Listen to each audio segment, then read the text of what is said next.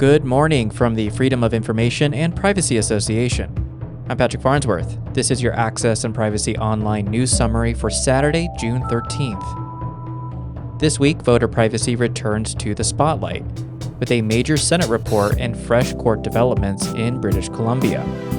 We're also tracking Canada's new AI strategy, proposed online safety rules for children and chatbots, access to information fights in Ontario and Nova Scotia, and international concerns over AI-generated images, border vetting, and institutional accountability.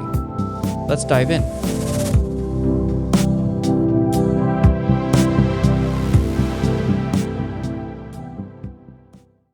We begin with an update on voter privacy. The Senate Standing Committee on Legal and Constitutional Affairs has released a detailed interim report on privacy issues involving federal political parties under the Canada Elections Act. The report, prepared on an expedited basis, follows the committee's earlier study of Bill C-4, Part 4, the legislation that attempted to remove the application of provincial privacy laws to federal political parties and applied that change retroactively back to the year 2000. Despite the committee voicing their concern for the bill, it was ultimately adopted without amendments and given royal assent back in March. The Senate committee says the current federal regime remains gravely inadequate. Its report warns that Canada is an international outlier, closer to the United States than to other liberal democracies, because federal political parties are not subject to comprehensive privacy rules. The committee heard concerns about political micro-targeting, artificial intelligence, foreign interference, weak breach notification, and the absence of meaningful independent oversight. The report also highlights a central concern raised by FIPA and other witnesses. Political parties may need access to some voter information to participate in democratic process, but that does not justify removing basic privacy safeguards. Those safeguards include clear rules for consent, limits on collection and use, access and correction rights, breach notification, and independent oversight with real enforcement powers. Meanwhile, the Centre for Digital Rights has released a public report on the recent British Columbia Court of Appeal hearing in the long-running federal political party privacy case. FIPA is an intervener in this case as well. That hearing ran from May 27th to the 29th. The federal political parties argued that BC's private sector privacy law should not apply to them, and that the Canada Elections Act creates a national and exclusive privacy regime. The Attorney General of Canada made similar arguments, while also suggesting that some constitutional issues may need to go back through the Privacy Commissioner process first. The complainants, supported by the Centre for Digital Rights, argued that this case remains live, that Bill C-4 was passed in response to the litigation, and that Parliament cannot simply declare provincial privacy laws inapplicable by saying so. The Attorney General of British Columbia also argued that paramountcy is ultimately a judicial doctrine, meaning courts must assess whether a real legal conflict exists. A decision from the Court of Appeal will come later. For listeners following this issue, the broader campaign continues here and at voterprivacy.ca. Once again, voterprivacy.ca. FIPA and coalition partners, including the Canadian Civil Liberties Association, Open Media, and the Centre for Digital Rights, are encouraging Canadians to learn more, contact decision makers, and sign House of Commons petition E7237, calling for stronger legal safeguards for voter information. You can find links to all this material in the show notes. Turning to Canadian privacy stories. A cluster of stories this week centers on artificial intelligence, online safety, and the federal government's attempt to build public trust while accelerating AI adoption. LGI reporter Isaac Van Ney at the Tyee reports that Prime Minister Mark Carney has released Canada's long-awaited artificial intelligence strategy. The plan includes major support for AI adoption, Canadian AI companies, data centers, and job placements. Ottawa says the strategy could support 90,000 AI related jobs for young people and contribute to 250,000 AI related jobs by 2031. But critics say the strategy is heavy on economic ambition and light on enforceable guardrails. The plan includes a $500 million fund to invest in Canadian AI companies and a commitment to support construction of data centers. The government is already investing more than $2 billion in challenges that will help Canada grow its AI compute capacity.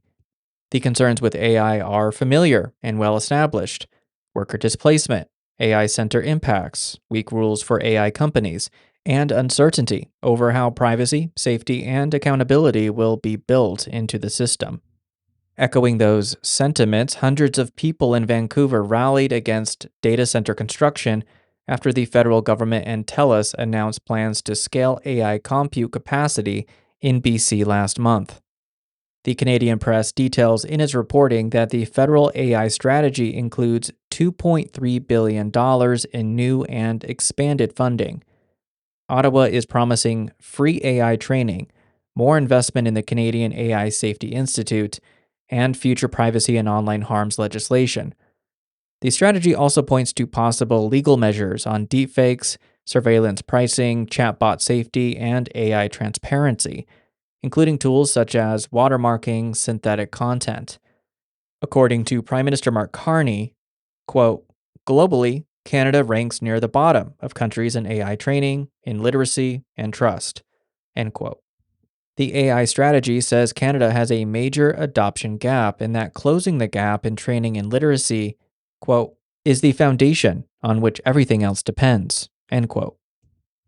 And in a separate story, 5 core elements of the AI plan are identified: building trust, public education, AI in the workplace, protection from harms, and billions in investment for Canadian AI capacity. Taken together, the message from Ottawa is clear: Canada wants faster AI adoption and says trust and safety have to be considered.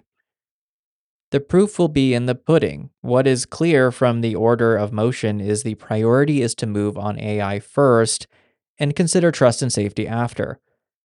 The open question is whether the legal framework will arrive quickly enough and whether it will be strong enough. FIPA will definitely have more to say in the weeks ahead. Staying with online safety, 2 prior actions resulted in social media changes this week. Recently, Manitoba Premier Wab Kinew took steps to put in place a social media ban for children under 16. That was followed by New Brunswick Premier Susan Holt calling for a national ban on social media use by children under 16.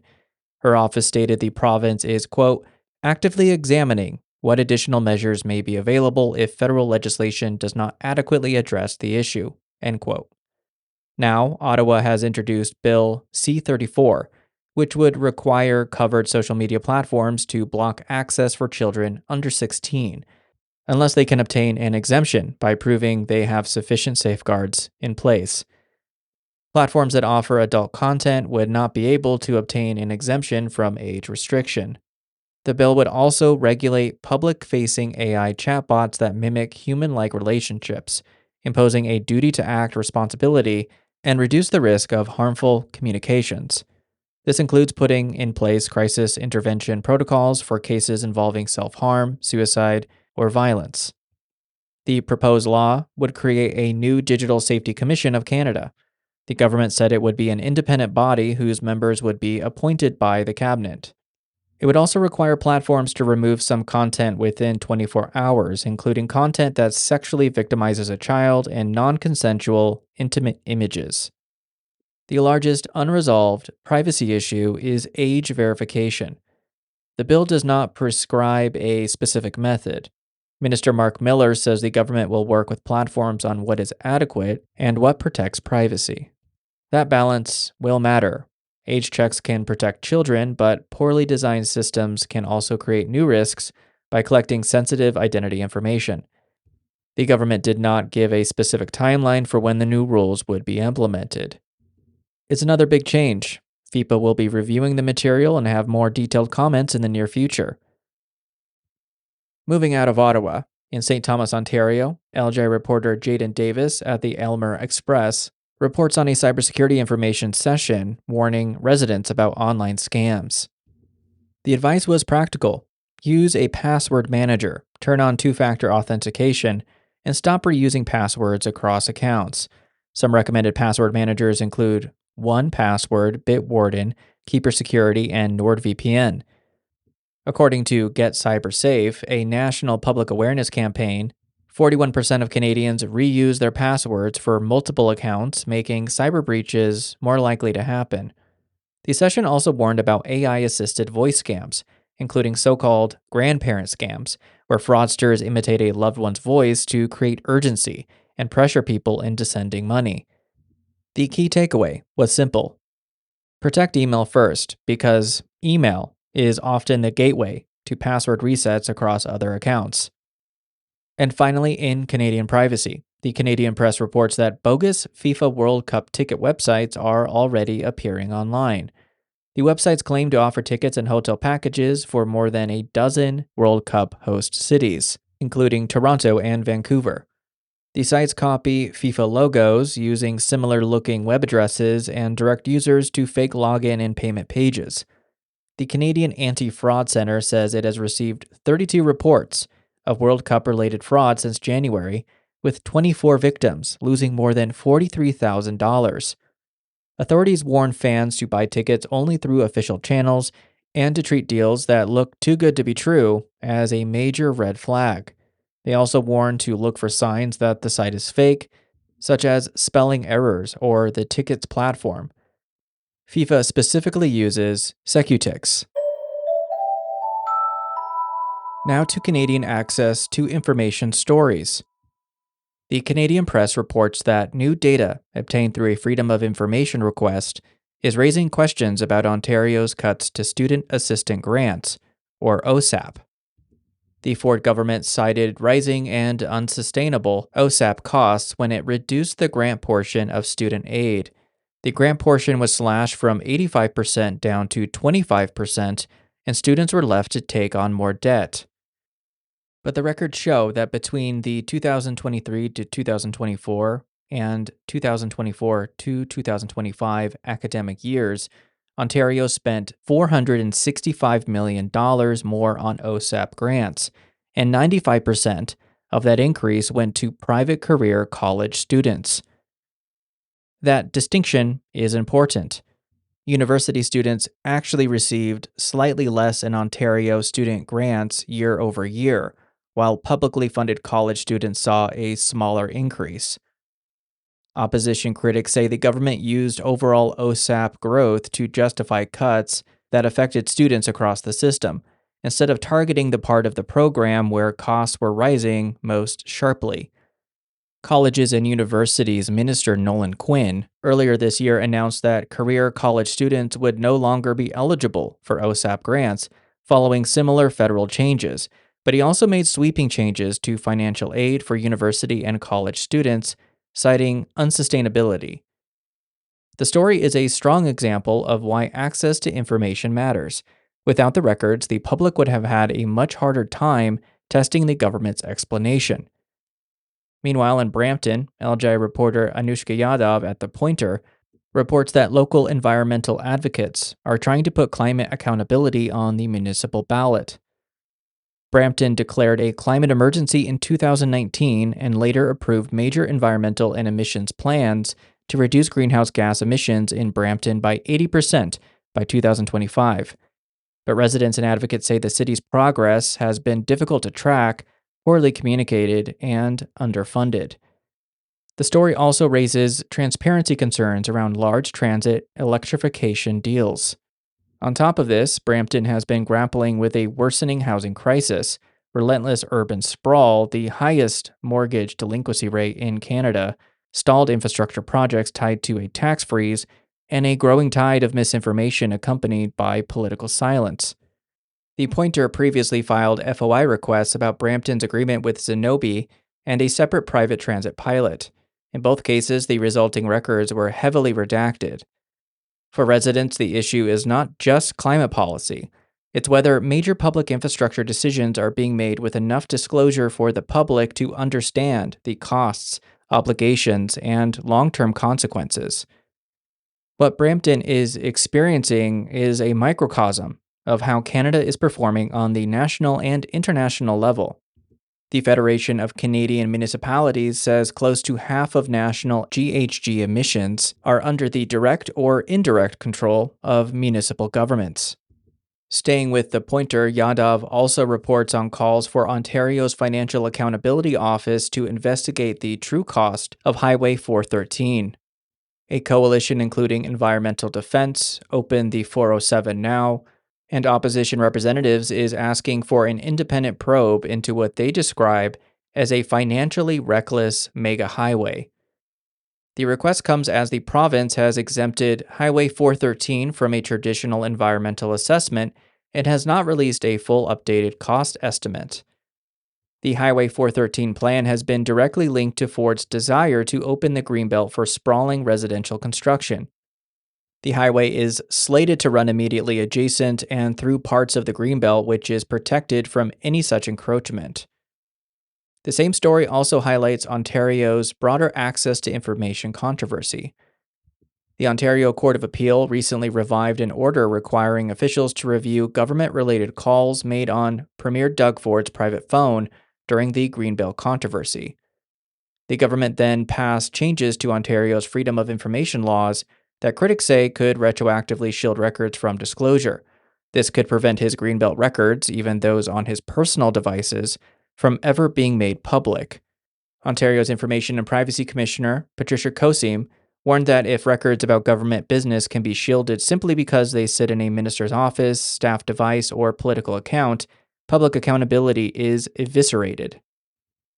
Shifting to the East Coast, Nova Scotia LGI reporter Lynette Alford at the South Dartmouth Post reports that a Dartmouth homeowner seeking information about a long-term Portland street planning study received an initial FOI fee estimate of nearly $14,000.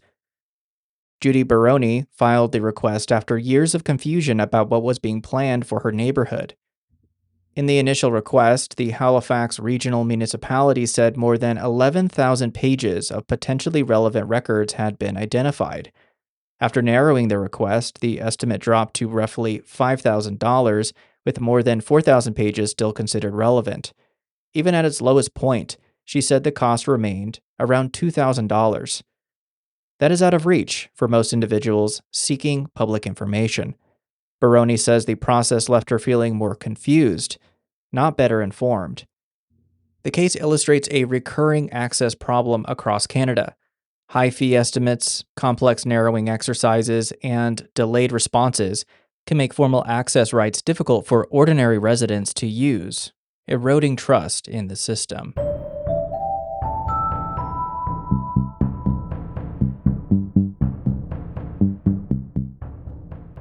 Shifting to the United States. Two Associated Press stories this week highlight very different access and accountability concerns. In Michigan, Bridge, Michigan, and the Associated Press report that a third woman has died in less than a month at the Huron Valley Correctional Facility, the state's only women's prison. The deaths have intensified bipartisan calls for action, including demands for the resignation of the state corrections director. Even before the third death at the women's prison, state lawmakers were calling for the director to resign over conditions at the facility and other issues.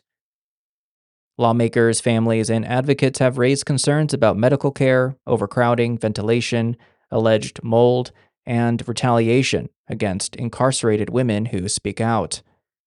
The Department of Corrections has disputed claims of dangerous mold conditions at the prison, saying an independent review found typical results for a large residential facility, though a recent report noted ventilation problems and failing air circulators. Bridge, Michigan requested recent environmental testing records under the Freedom of Information Act, but the Department of Corrections denied their request, citing attorney-client privilege because of ongoing litigation. As a reminder, public confidence depends on whether independent testing and prison conditions can be meaningfully scrutinized.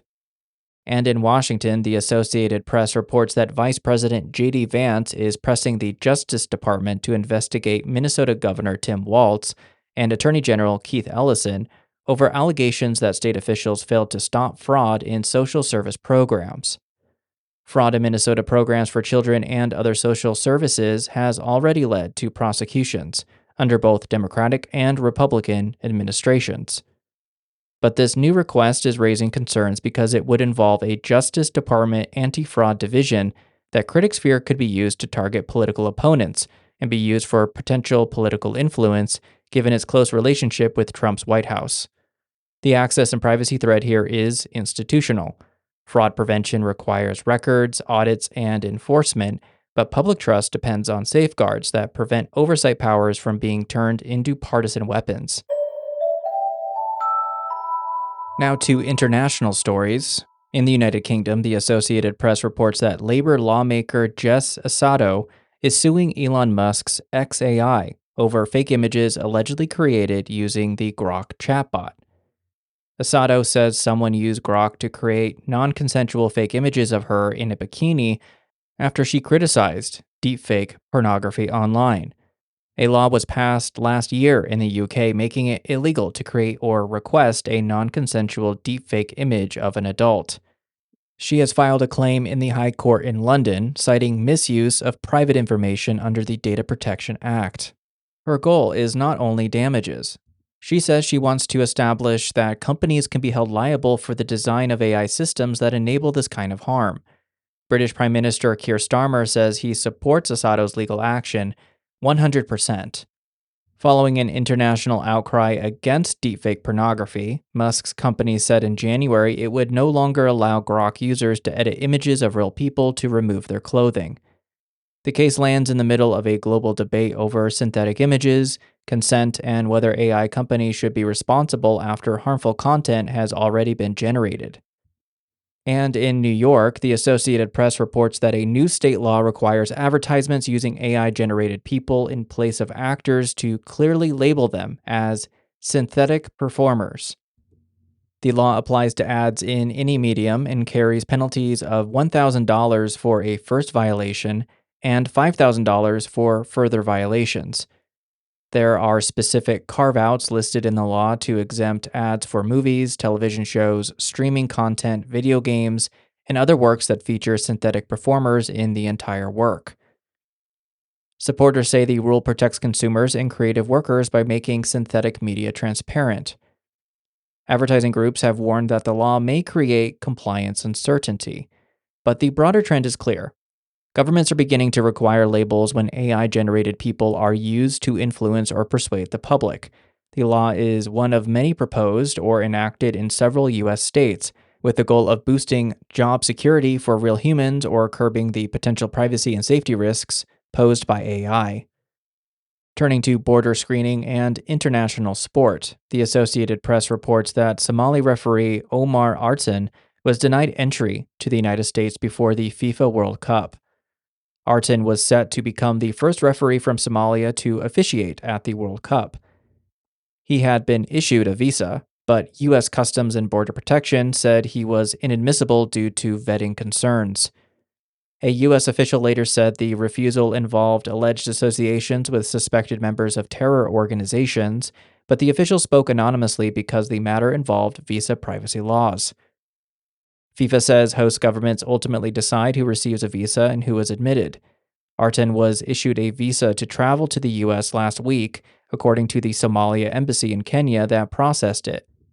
The move to deny a FIFA-appointed match official permission to enter a World Cup host country is highly unusual. For Somalia, Artan's selection had been a source of national pride. His exclusion raised questions about border vetting, due process, and whether fans, athletes, and officials from restricted countries can rely on access to a global tournament hosted in the United States. Somalia is also one of nearly 40 countries whose citizens are banned from entry under the Trump administration's crackdown on immigration, and Somali officials say they believe Artan may have been denied due to those restrictions. And finally, in The Hague, the Associated Press reports that International Criminal Court Chief Prosecutor Karim Khan has been suspended pending a decision by the court's oversight body.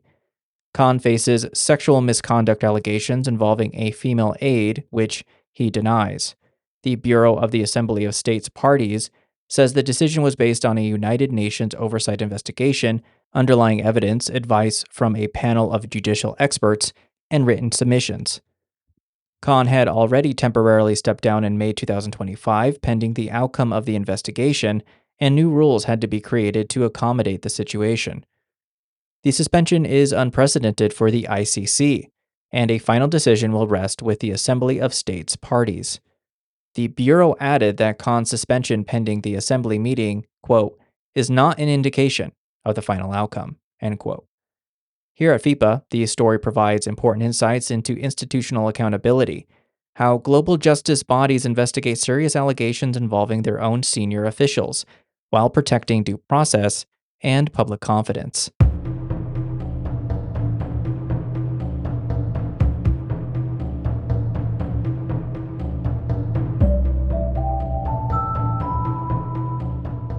That's it for this week's Access and Privacy Online News Summary.